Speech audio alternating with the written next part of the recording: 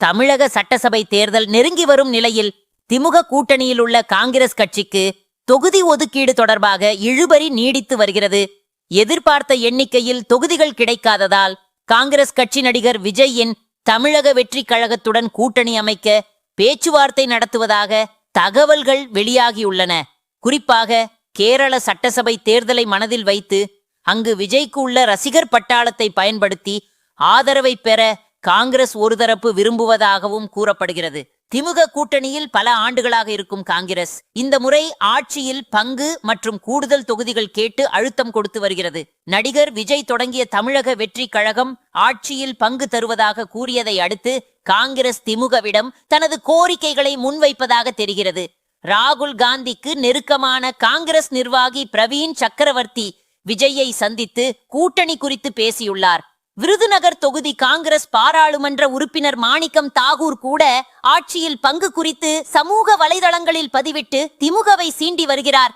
இதனால் காங்கிரஸ் திமுக கூட்டணியில் இருந்து விலகி விஜயின் தமிழக வெற்றி கழகத்துடன் இணையுமா என்ற சந்தேகங்கள் எழுந்துள்ளன. காங்கிரஸ் தலைமை திமுக கூட்டணியில் உறுதியாக இருப்பதாக கூறப்படுகிறது.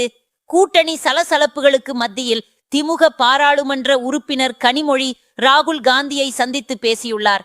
அதன் பிறகு திமுக காங்கிரஸ் கூட்டணி குறித்து பொதுவெளியில் பேச வேண்டாம் என காங்கிரஸ் கட்சியினருக்கு அறிவுறுத்தப்பட்டுள்ளது. தற்போது திமுக தரப்பில் தொகுதி பங்கீடு பேச்சுவார்த்தை நடந்து வருகிறது. காங்கிரஸ் கட்சி 41 தொகுதிகள் கேட்பதாகவும், ஆனால் திமுகவோ 27 சட்டசபை தொகுதிகள் மற்றும் ஒரு ராஜ்யசபா சீட் மட்டுமே தர முடியும் என்றும் கூறி வருவதாகவும் கூறப்படுகிறது. இதனால் இரு கட்சிகளுக்கும் இடையே இதுவரை எந்த முன்னேற்றமும் ஏற்படவில்லை. திமுக காங்கிரஸ் கட்சிக்கு போதுமான தொகுதிகளை ஒதுக்கவில்லை என்றால் தமிழக வெற்றி கழகத்துடன் கூட்டணி அமைக்க காங்கிரஸ் திட்டமிட்டுள்ளதாக ஒரு தகவல் பரவலாக பேசப்படுகிறது. இதற்காக காங்கிரஸ் கட்சி ரகசியமாக பேச்சுவார்த்தை நடத்தி வருவதாக கூறப்படுகிறது. காங்கிரஸ் கட்சியின் கிறிஸ்டோடங்கர் அளித்த பேட்டியில் தமிழக வெற்றி கழகம் காங்கிரசுடன் கூட்டணிக்கு தயாராக இருப்பதாக தெரிவித்தார்.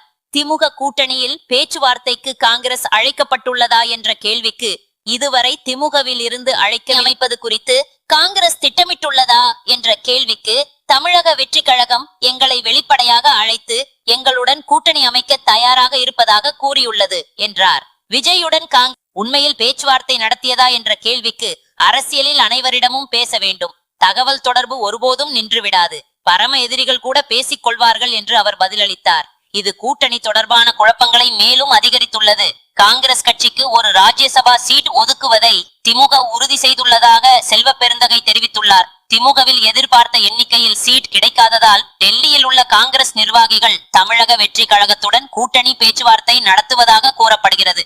இதே கூட்டணியை கேரளாவிலும் தமிழக வெற்றி கழகத்துடன் இணைய விருப்பம் தெரிவித்துள்ளது.